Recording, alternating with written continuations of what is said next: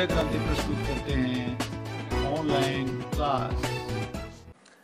आदरणीय साथियों और प्यारे बच्चों, मैं नरेंद्र सिंह मान नवोदय क्रांति परिवार के ऑनलाइन क्लासेज में आपका हार्दिक स्वागत करता हूं। आदरणीय साथियों और प्यारे बच्चों, राजनीति विज्ञान का जो दूसरा अध्याय है, एक दल के प्रभुत्व का दौर, उसके बारे में आज हम बात कर रहे हैं। प्यारे बच्चों, जैसा कि आप पहले अध्याय में पढ़ चुके हो कि जैसे ही भारत स्वतंत्र हुआ, हमारी समस्याएं वहां खत्म नहीं हुई, बल्कि हमारी कई सारी समस्याएं वहां से शुरू हुई। उन्हीं में से कई सारी समस्याओं के बारे में हम जिक्र कर चुके हैं, जिसमें मारकाट है, देश का विभाजन है और रियासतों का विलय भारत में किस तरीके से किया गया, देशी रियासतों का विलय वो है। उसी के साथ में और भी हमारे सामने भाषा का विवाद आया, राज्यों के पुनर्गठन की समस्या आई। उसी तरह की एक और समस्या थी और वो समस्या थी हमारे सामने लोकतंत्र को कायम करने की चुनौती। लोक किया जाए तो उसी के संदर्भ में ये हमारा दूसरा अध्याय राजनीति विज्ञान 12वीं क्लास का शुरू हो रहा है। प्यारे बच्चों, इस अध्याय के अंदर हम बात करेंगे कि स्वतंत्र और निष्पक्ष चुनाव प्रणाली की स्थापना किस तरीके से भारत में की गई। उसी के साथ में हम बात करेंगे कि कांग्रेस पार्टी का प्रभुत्व किस तरीके से रहा और विपक्षी दलों और उनकी नीतियों का उद्भव किन तरीके से हुआ, कौन कौन से विपक्षी दल उभर करके उस समय आए, उनके बारे में हम बात करेंगे। प्यारे बच्चों, भारत आजाद हुआ और आजादी के साथ राष्ट्र निर्माण की कई सारी चुनौतियों के साथ में एक और चुनौती, एक और समस्या हमारे सामने लोकतंत्र को कायम करने की चुनौती थी। और भारत जैसे दूसरे बहुत सारे नव स्वतंत्र राष्ट्र हुए थे। उन नव स्वतंत्र राष्ट्रों ने अपने यहाँ पर लोकतंत्र की स्थापना नहीं की। उन्होंने कहा कि हमारे यहाँ पर अगर हमने लोकतंत्र को स्थापित कर दिया, जो भारत के साथ आजाद हुए बहुत सारे देश थे, हमारे आसपास के एशियाई देश भी कई सारे थे जो हमारे साथ ही स्वतंत्र हुए, और उन्होंने लोकतंत्र को प्राथमिकता नहीं दी। उसका कारण क्या था? वो चाहते थे कि हमारी प्राथमिकता देश में एकता बनाए रखने की है, हमारी प्राथमिकता जो है मतभेद और संघर्ष बढ़ाने की नहीं है। अगर हमने लोकतंत्र अपना और संघर्ष को बढ़ावा मिलेगा, देश की एकता को आघात लगेगा। इसलिए उन देशों ने अलोकतांत्रिक रीति को अपनाया। अधिकतर देशों में अलोकतांत्रिक शासन व्यवस्था अपनाई गई। कहीं थोड़ा बहुत लोकतंत्र था, वहां पर भी नाम नेताओं के हाथों में ही नियंत्रण रहा। कहीं पर एक दल के शासन की व्यवस्था संवैधानिक रूप से कर दी गई, कहीं पर सेना के हाथ में ही सत्ता की बागडोर रही। तो अलोकतांत्रिक राजनीति, अलोकतांत्रिक जो व्यवस्था इन देशों में लागू की गई, उसका ये वायदा करके लागू की गई कि बहुत जल्दी ही जब देश के हालात ठीक हो जाएंगे, देश में एकता स्थापित हो जाएगी, मूलभूत समस्याएं हमारी दूर हो जाएंगी, तो लोकतांत्रिक व्यवस्था को लागू कर दिया जाएगा। लेकिन प्यारे बच्चों, ये इतिहास उदाहरण है इस बात का कि जहां पर अलोकतांत्रिक रीति से शासन व्यवस्था लागू की गई थी, वहां पर जनता को काफी परेशानियां उठानी पड़ी। एक बार तो विदेशियों को भगाने के लिए उन्होंने क्रांतियां की और देश को आजाद करवाया। दूसरी बार दोबारा से फिर क्रांति करनी पड़ी अपने ही लोगों के खिलाफ, जो सत्ता पर काबिज हो गए थे। सत्ता पर काबिज होने के बाद उन्होंने अपने पैर जमा लिए थे, जिसको उखाड़ने के लिए दोबारा से वहां पर संघर्ष किया गया, दोबारा से वहां पर क्रांति हुई। म्यांमार हमारे आसपास एक बहुत बड़ा, बहुत नजदीक का उदाहरण हमारे समक्ष है। तो इसी तरीके से प्यारे बच्चों, लेकिन भारत में शुरू में ही बहुत कठिन रास्ता हमने चुना, लोकतंत्र व्यवस्था को हमने लागू किया। ये उस समय, उस जमाने में बहुत कठिन रास्ता माना जाता था। भारत ने राजनीति को मतभेद बढ़ाने वाला और देश को बांटने वाला के तौर पर राजनीति को नहीं लिया। भारत ने यह समझा कि राजनीति तो मतभेदों को साथ रख करके लोगों की भलाई का एक जरिया है। समस्याएं राजनीति पैदा नहीं करती, समस्याएं सुलझाने का जरिया है कि राजनीति है। इसलिए राजनीति ने समस्याओं का समाधान के रूप में भारत में प्रस्तुत किया गया।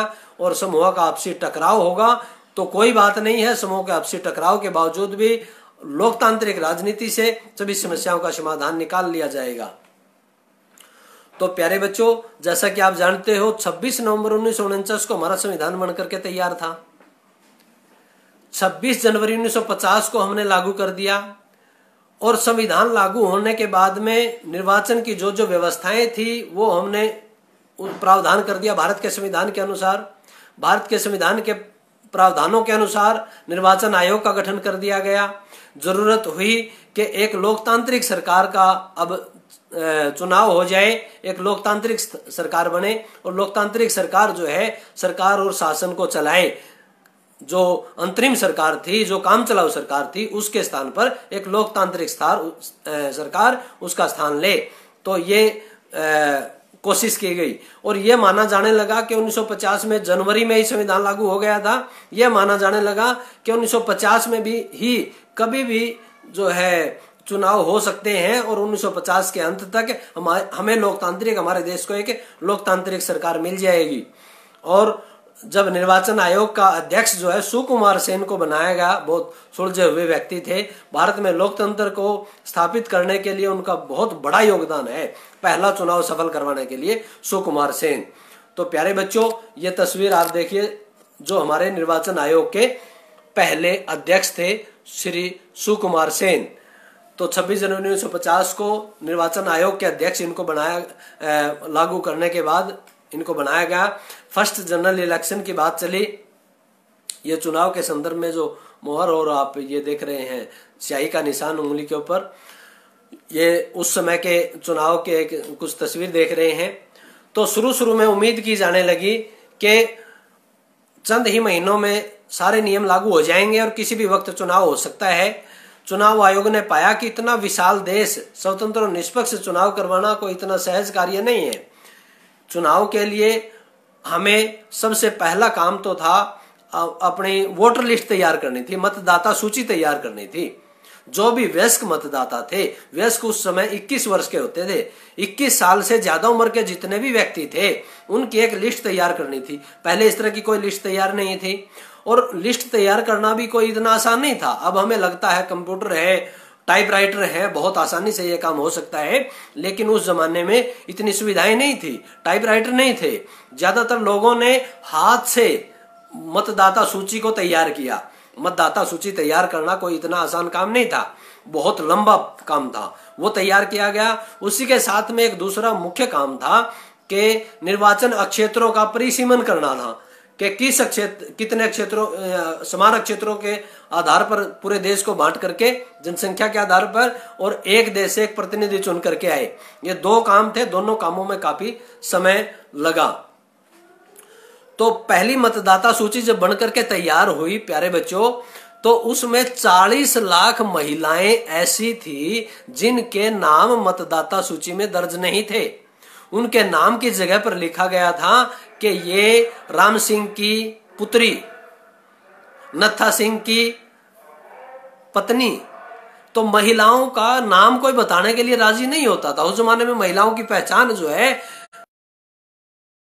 की बेटी के रूप में उसकी पहचान होती थी और शादी के बाद किसी की पत्नी के रूप में, किसी की पुत्र वधू के रूप में उसकी पहचान होती थी। अपने नाम से किसी कहीं पर महिला को नहीं पहचाना जाता था। 40 लाख महिलाओं के नाम दर्ज नहीं पाए मतदाता सूची के अंदर। तो इसलिए चुनाव आयोग ने उसका पुनरावलोकन किया और चुनाव आयोग ने पाया कि ये गलत है, इसलिए महिलाओं के नाम भी इसमें दर्ज करिए। और दोबारा से इसका अध्ययन किया गया। पुनरावलोकन के बाद दोबारा से इसको तैयार किया गया और ऐसा काम किया गया जो तैयार हो रही थी। विश्व के किसी भी देश में इस तरह की मतदाता सूची नहीं थी, इतने मतदाता नहीं थे। 17 करोड़ मतदाता, और 17 करोड़ मतदाताओं ने 3200 विधायकों को चुनना था। 489, 3200 भी ज्यादा विधायक चुने जाने थे अलग अलग राज्यों की विधानसभाओं के लिए, और 489 सांसदों का चुनाव करना था लोकसभा के। इतना बड़ा काम था ये कि विश्व के जो यूरोपीय देश हैं, जो धनी देश हैं, जो बहुत पढ़े लिखे देश हैं, उन देशों में भी इस तरह का बड़ा काम अब तक नहीं हुआ था जितना बड़ा काम भारत में होने जा रहा था। तो वो काम था लोकतंत्र को कायम करना, मतदाता सूची तैयार करना, 17 करोड़ लोगों को अपनी सरकार चुनने का अवसर देना। ये बहुत बड़ा काम था जो निर्वाचन आयोग करने जा रहा था, सुकुमार सेन जी करने जा रहे थे, भारत के राजनीतिज्ञ, भारत की जो अंतरिम सरकार थी वो करने जा रही थी। तो दुनिया का ये पहला अनुभव और पहला काम था। मतदाता केवल 15, उस टाइम के मतदाता केवल 15% ही पढ़े लिखे थे, और उस टाइम पर यह माना जाता था कि केवल पढ़े लिखों का काम ही होता है लोकतंत्र को स्थापित करना। अनपढ़ आदमी वोट नहीं डाल सकता, कैसे वोट डालेगा, किसके नाम से वोट डालेगा? अनपढ़ आदमी वोट डालने के काबिल नहीं होता और ना ही वो सक्षम होता है, वो डाल ही नहीं सकता वोट। हमारे पास 15% एजुकेशन थी, चुनाव आयोग के पास कोई अनुभव नहीं था, कर्मचारियों के पास अनुभव नहीं था, और इतनी सारी समस्याएं थी कि विविधता भरा देश था।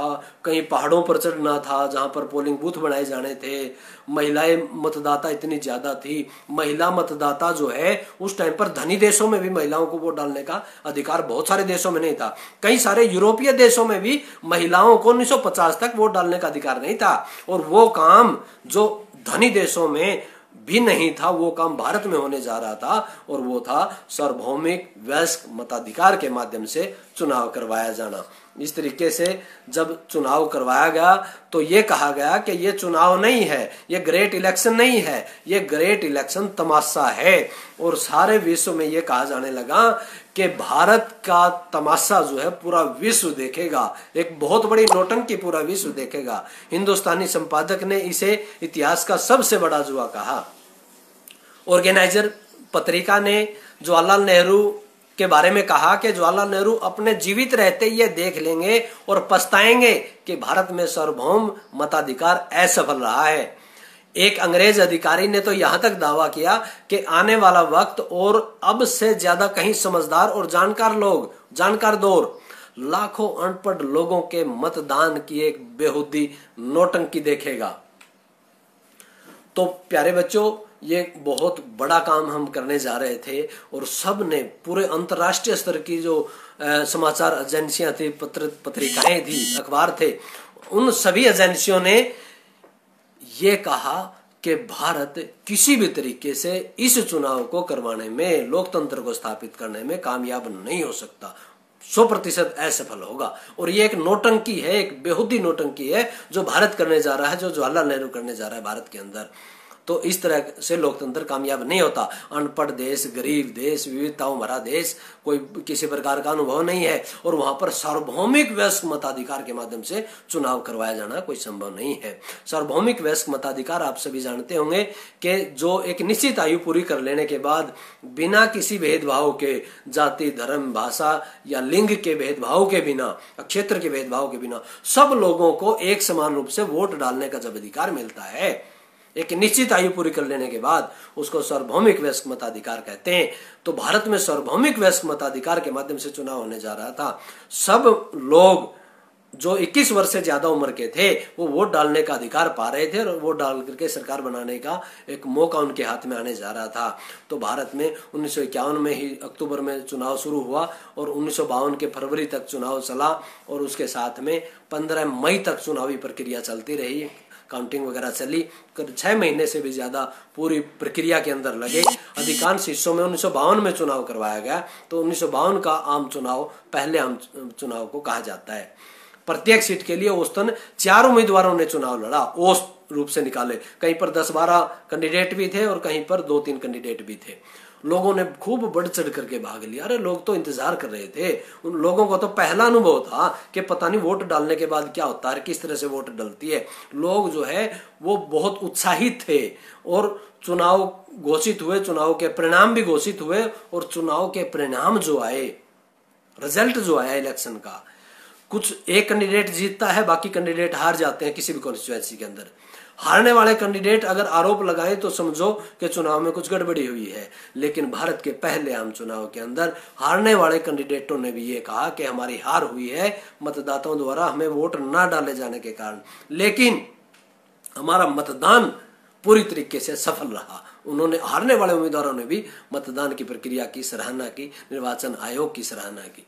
तो प्यारे बच्चों, पूरी तरह से निष्पक्ष चुनाव करवाने में भारत कामयाब रहा। ये देखिए आप, उस जमाने के अंदर पहाड़ों के ऊपर किस तरह से पोलिंग पार्टियां जाती थी, कोई बस नहीं थे, प्राइवेट स्कूलों की सरकारी बसें लगा दी जाए, रोडवेज की बसें लगा दी जाए, इस तरह से ऊंटों पर, घोड़ों पर, गाड़ियों पर पोलिंग पार्टियों को जो है पोलिंग बूथ तक पहुंचाया गया, पहाड़ों में पहुंचाया गया। 2-2, 3-3 दिन तो बूथ तक पहुंचने में पार्टियों को लगे। और उसके साथ में सामान, जो पेटियां इतनी ज्यादा होती थी, बॉक्स इतने ज्यादा होते थे। ये काउंटिंग की एक तस्वीर देख रहे हैं आप। पहला जो चुनाव हुआ उसकी गिनती जब चल रही थी, जनगणना चल रही थी, उनकी गणना चल रही थी, मतगणना। ये एक चुनाव की तस्वीर देख रहे हैं प्यारे बच्चों, एक किस तरह से महिलाओं ने भी बढ़ चढ़ करके चुनाव के अंदर भाग लिया। ये उस टाइम पर हर कैंडिडेट की ना अलग पेटी हुआ करती थी, और उस पेटी के ऊपर उस कैंडिडेट का चुनाव चिन्ह भी होता था और उसका नाम भी होता था। ये ध्यान रहे कि ज्यादातर उस समय के सारे कार्य हाथ से ही तैयार किए जाते थे। कोई इस तरह की प्रिंटिंग प्रेस वगैरह की व्यवस्था बहुत कम थी, नहीं थी उस समय। तो पेटी के अंदर भी एक चुनाव चिन्ह डाल दिया जाता था, ताकि जब मतगणना हो तो उस टाइम पर अगर बाहर का पर्चा अगर फट जाए तो अंदर की पर्ची से पता चले, अंदर जो चुनाव चिन्ह होगा उससे पता चले कि ये किसकी पेटी है। हर कैंडिडेट की अलग पेटी रखे जाने की व्यवस्था उस जमाने में थी। और हमारी चुनाव प्रणाली पर कई देश लट्टू हुए। हमारी चुनाव प्रणाली को पूरे विश्व के अंदर सराहा गया और बहुत सफल हमारा पहला चुनाव रहा, पूर्णतः सफल रहा। सार्वभौमिक वयस्क मताधिकार का प्रयोग जो भारत ने किया, सारे विश्व के लोगों का मुंह बंद कर दिया। टाइम्स ऑफ इंडिया जो पत्रिका थी, उसने माना कि चुनाव ने सार्वभौमिक मताधिकार को जो जोखिम भरा सौदा मान रहे थे, विश्व के सामने उन सभी संदेहों पर पानी फेर दिया। देश के बाहर पर्यवेक्षक भी हैरान थे। हिंदुस्तान टाइम्स ने लिखा कि यह बात हर जगह मानी जाने लगी कि भारतीय जनता ने विश्व के इतिहास में लोकतंत्र के सबसे बड़े प्रयोग को अंजाम दिया है और उसको सफल करके दिखाया है। अतः भारत के चुनाव ने यह साबित कर दिया कि गरीबी होने के बाद, अशिक्षा होने के बाद, अव्यवस्थाएं होने के बाद, कम अनुभव होने के बाद भी लोकतंत्र को स्थापित किया जा सकता। पूरे विश्व के सामने हमने उदाहरण प्रस्तुत किया, और वही कारण है, वही 1952 का आम चुनाव है। अगर आप उसको देख पाए, उसको समझ पाए, आप कल्पना करके देखिए, वहां पर जाकर के देखिए। मेरे पास अगर कोई टाइम मशीन होती ना, डोरेमोन का कोई गजेट होता और टाइम मशीन होती, आपको वहां पर ले जाकर के मैं दिखाता कि किस तरह से चुनाव करवाया गया, कितनी समस्याएं आई और किस तरह से लोगों ने बढ़ चढ़ करके चुनाव के अंदर हिस्सा लिया। तो भारत ने यह साबित कर दिया विश्व के सामने कि गरीबी और अशिक्षा लोकतंत्र के सामने टिक नहीं पाएगी। अर्थात गरीबी और अशिक्षा के बावजूद भी लोकतंत्र सफल हो सकता है। विश्व के सामने एक उदाहरण भारत ने प्रस्तुत करके दिखाया। तो प्यारे बच्चों, पहला आम चुनाव हुआ, उम्मीद यही थी, जैसी उम्मीद थी। उम्मीद क्या थी कि भारतीय राष्ट्रीय कांग्रेस की जीत होगी, और ये था कि वो स्वाधीनता संग्राम की बहुत बड़ी विरासत थी। कांग्रेस पार्टी पूरे देश में उसका संगठन था, हर जगह पर, गांव से लेकर के शहर तक, पहाड़ों से लेकर के मैदानी इलाकों तक, हर क्षेत्र, हर प्रांत, हर भाषा, हर वर्ग, हर जो है समुदाय उसके साथ जुड़ा हुआ था। तो इसलिए जवाहरलाल नेहरू जैसा करिश्माई नेतृत्व उसके पास था, तो लोग जनता में काफी अच्छी छवि उनकी मानी जाती थी। तो इसलिए जो चुनाव का परिणाम हुआ, तो 489 सीटों पर चुनाव हुआ था, से 364 सीटें भारतीय राष्ट्रीय कांग्रेस जीतने में कामयाब हुई, और दूसरे नंबर पर भारतीय कम्युनिस्ट पार्टी रही, जिसने कुल 16 पहले आम चुनाव में 1952 के आम चुनाव में जीते। तो लोकसभा के साथ साथ, जैसा आपको पता है, विधानसभाओं के चुनाव भी करवाए गए थे, और इनमें भी कांग्रेस पार्टी को ही जीत हासिल हुई। 2-3 स्टेटों को छोड़ करके सभी स्टेटों में पूर्ण बहुमत प्राप्त किया, और जहां पर पूर्ण बहुमत प्राप्त नहीं किया, पूर्ण बहुमत से 1-2 सीटें कम रही, वहां पर गठबंधन की राजनीति शुरू करके गठबंधन की सरकार कांग्रेस पार्टी ने ही बनाई। तो अंततः जवाहरलाल नेहरू को चुनाव परिणाम के बाद भारत का प्रथम चुनावी जो इलेक्टेड एक प्राइम मिनिस्टर है वो भारत को दिया गया, अर्थात निर्वाचित जो है प्रधानमंत्री भारत को मिला, पंडित जवाहरलाल नेहरू जी। प्यारे बच्चों, बहुत सफल ये लोकतांत्रिक प्रयोग हमारा पहला रहा 1952 का आम चुनाव। विश्व का में एक रिकॉर्ड, एक इतिहास है, ये एक ऐतिहासिक पल है ये हमारे पहले आम चुनाव। तो इस पर हमें बहुत गौरव होना चाहिए पहले आम चुनाव पर। पहले आम चुनाव अगर हमारे असफल होते तो आज जिस लोकतंत्र के अंदर हम रह रहे हैं, जिस लोकतंत्र के अंदर किसी भी व्यक्ति को कहीं पर जाकर के किसी प्रकार का भी चुनाव लड़ने का जो अधिकार है वो नहीं मिलता। अगर पहला आम चुनाव हमारा असफल होता तो हमारी न केवल जग हंसाई होती बल्कि हमारी लोकतांत्रिक व्यवस्था ध्वस्त हो जाती, और उसके बाद 50-100 साल 200 साल कितने लग जाते उस दूसरी जो तानाशाही शासन व्यवस्था को बदल करके, किसी व्यक्ति को बदल करके, किसी राजा को बदल करके दोबारा से फिर लोकतंत्र को कायम करना। एक लड़ाई हमने अंग्रेजों के खिलाफ लड़ी, दूसरी लड़ाई जो है अपने ही देश वालों के खिलाफ लड़नी पड़ जाती अगर 1952 का आम चुनाव हमारा सफल नहीं होता तो बहुत दिक्कतें आती। तो इसलिए पहला आम चुनाव हमारा सफल रहा। जनता ने बहुत बढ़ चढ़ करके भाग लिया। आधे से भी ज्यादा मतदाता जो है वोट डालने के लिए गए। 61% मतदाताओं ने मताधिकार का प्रयोग किया। और वो मताधिकार का प्रयोग किस तरह से किया कि 5 किलोमीटर 10 किलोमीटर तक पैदल चल करके मतदाता वोट डालने के लिए जाते थे। 10 किलोमीटर तक पैदल, इतना उत्साह था। महिलाओं ने श्रृंगार किया, गीत गाते हुए महिलाएं खुशी मनाते हुए, झूमते हुए पहले इलेक्शन के अंदर वोट डालने के लिए गई। सभी पुरुष अपना सारा काम छोड़ करके वोट डालने के लिए गए। वो तो का जो प्रतिशत वो इसलिए भी थोड़ा कम रहा क्योंकि हो सकता है किसी का मतदाता सूची में नाम आने के बाद जो है वो प्रॉपर सूचना नहीं पहुंच पाई या वहां तक नहीं पहुंच पाया, या भीड़ ज्यादा होने के कारण, या बहुत सारी ऐसी व्यवस्थाएं होंगी, कुछ वृद्ध होंगे, किसी का नाम गलत हुआ होगा, कोई महिला अपने मायके गई होगी, नहीं वोट डालने पाई होगी। तो मतलब बहुत कम मतदाता ऐसे थे जिन्होंने वोट अपने मताधिकार का प्रयोग नहीं किया। अधिकतर मतदाताओं ने प्रथम आम चुनाव के अंदर अपने मताधिकार का प्रयोग किया। दूसरा आम चुनाव प्यारे बच्चों 5 साल बाद यानी कि 1957 में हुआ, और दूसरे आम चुनाव में भी कांग्रेस पार्टी का जो करिश्माई नेतृत्व और कांग्रेस पार्टी का जो लोगों के अंदर एक छवि थी वो खत्म नहीं हुई, और दूसरे आम चुनाव में भी 371 सीटों के साथ कांग्रेस पार्टी प्रथम स्थान पर रही। दोबारा से जवाहरलाल नेहरू प्रधानमंत्री बने और 27 सीटें जीत करके भारतीय साम्यवादी दल दूसरे नंबर पर रही। दूसरे आम चुनाव के अंदर केरला ऐसा राज्य था जहां पर गैर कांग्रेसी सरकार का गठन किया गया। पहली गैर कांग्रेसी सरकार कहां गठित की गई? केरला के अंदर।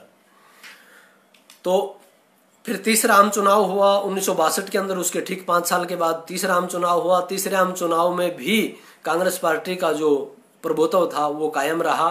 361 सीटें जीतने के बाद तीसरी बार सरकार बनाने में कांग्रेस पार्टी कामयाब रही, और दूसरे नंबर पर वही साम्यवादी दल, भारतीय साम्यवादी दल 26 सीटों के साथ दूसरे नंबर पर रहा।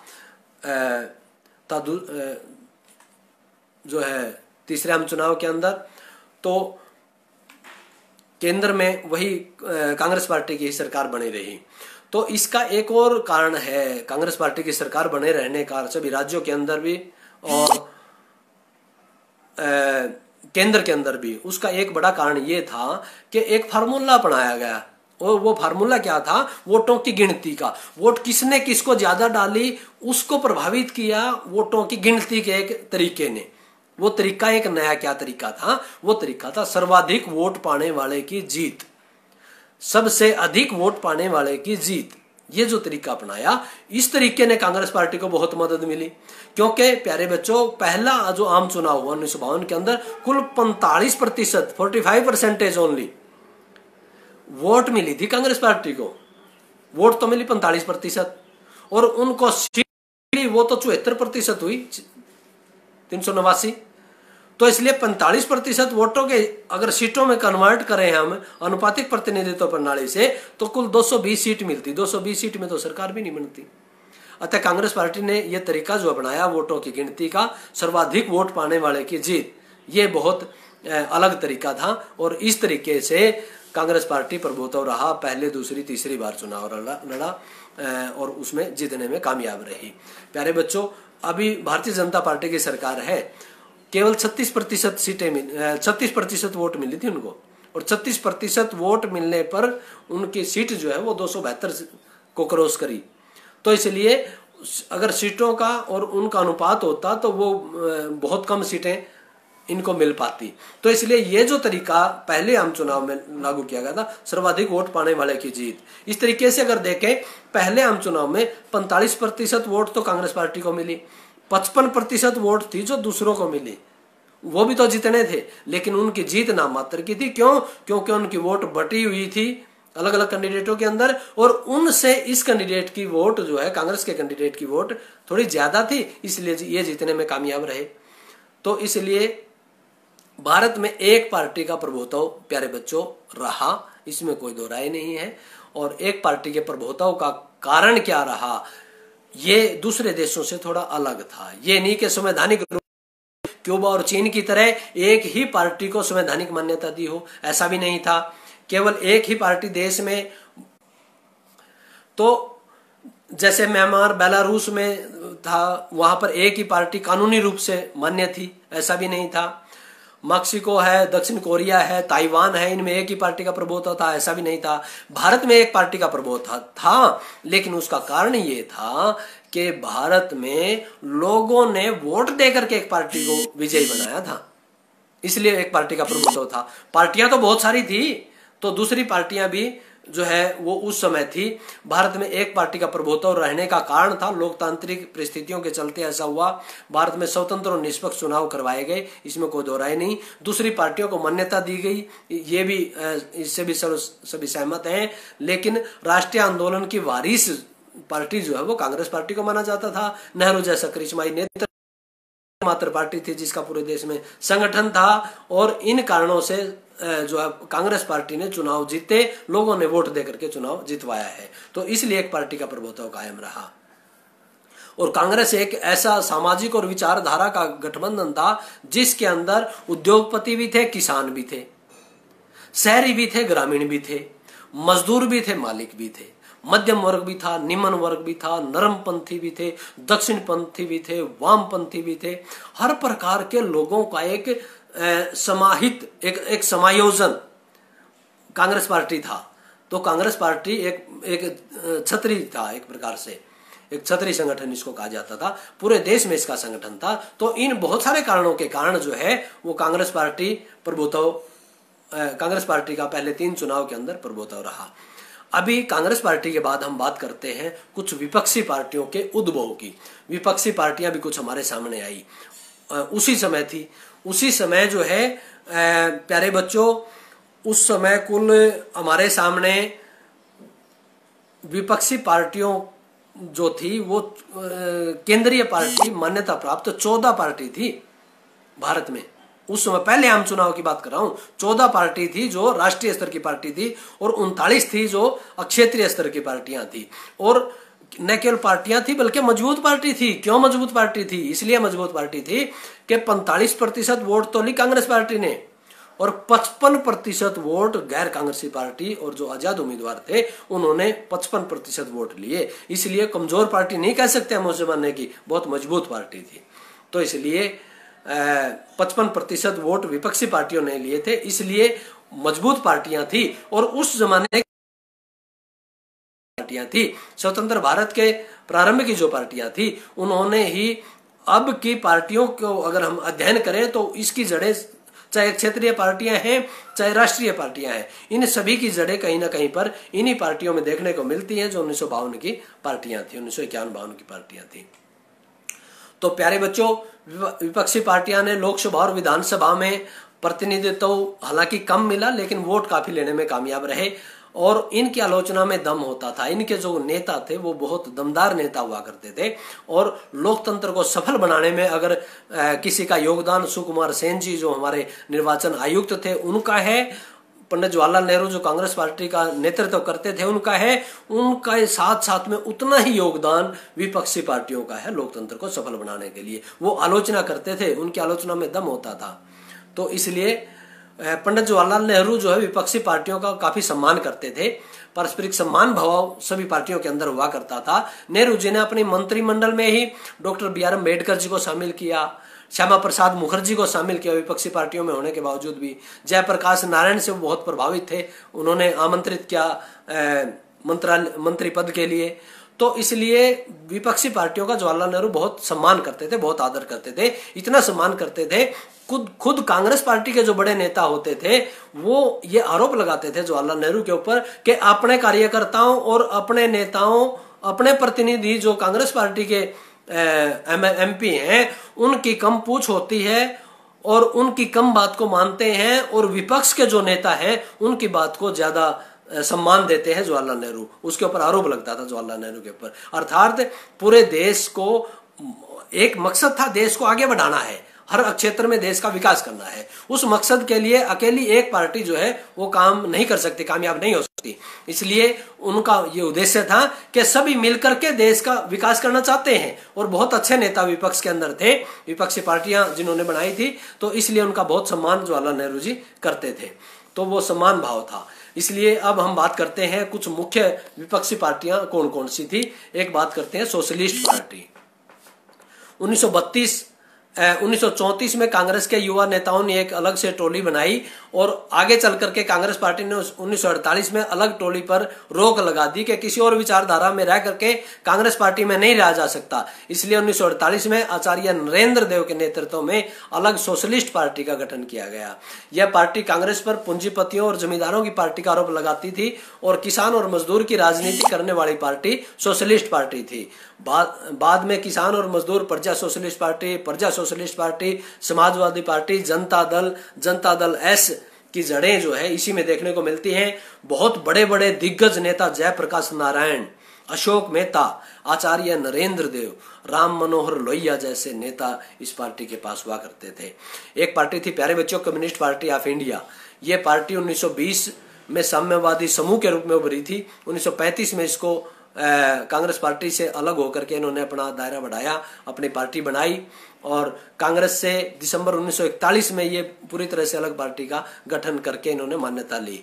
इन्होंने 1947 की आज़ादी को असली आज़ादी नहीं माना और तेलंगाना में हिंसक आंदोलन कर दिया। लेकिन जैसे ही चुनाव शुरू हुए इन्होंने हिंसक आंदोलन को छोड़ करके लोकतंत्र का रास्ता अपनाने का निर्णय लिया, और पहले चुनाव में 16 सीटें जीतकर कांग्रेस के बाद दूसरे नंबर पर रही ये पार्टी।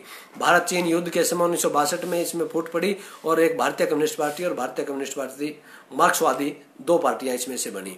एक पार्टी थी प्यारे बच्चों जनसंघ, भारतीय जनसंघ 1951 में इसका गठन हुआ। श्यामा प्रसाद मुखर्जी इसके संस्थापक और अध्यक्ष थे। यह राष्ट्रीय स्वयंसेवक संघ और हिंदू महासभा से संबंधित हुआ करती थी। एक देश एक विचारधारा थी, और हिंदी को राजभाषा बनाने की बात करते थे।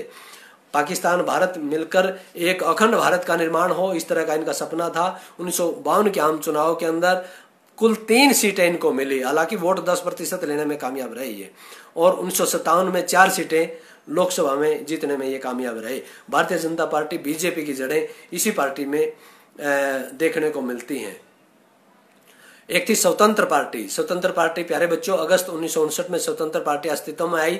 ये खुली अर्थव्यवस्था का समर्थन करती थी, अमेरिका के काफी नजदीक थी। श्री राजगोपालाचार्य जी इसके अध्यक्ष हुआ करते थे, और ज्यादातर धनी व्यापारी राजा महाराजा लोग इस पार्टी का समर्थन करते थे, स्वतंत्र पार्टी का। प्यारे बच्चों 3 मैं प्रश्न आपको दे रहा हूं जो अपने अध्यापकों को आपने लिख करके चेक करवाने हैं, दिखाने हैं। आजादी के बाद लोकतंत्र स्थापित करने की कौन कौन सी चुनौतियां थी, उल्लेख कीजिए। पहले 3 चुनाव में कांग्रेस पार्टी का प्रभुत्व पर नोट लिखिए। विभिन्न विपक्षी दलों का उद्भव और उसकी नीतियां और लोकतंत्र के परिपक्वता में उनकी क्या भूमिका रही, इसके ऊपर नोट लिखिए। तो आदरणीय साथियों, एक दल के प्रभुत्व का दौर आपने ये बहुत अच्छे से पढ़ा है। एक दल लोकतंत्र को कायम करना, हमारे लोकतंत्र की नींव यहीं से शुरू होती है। आपने बहुत ध्यान से सुना है, और इसके लिए आपका बहुत बहुत धन्यवाद।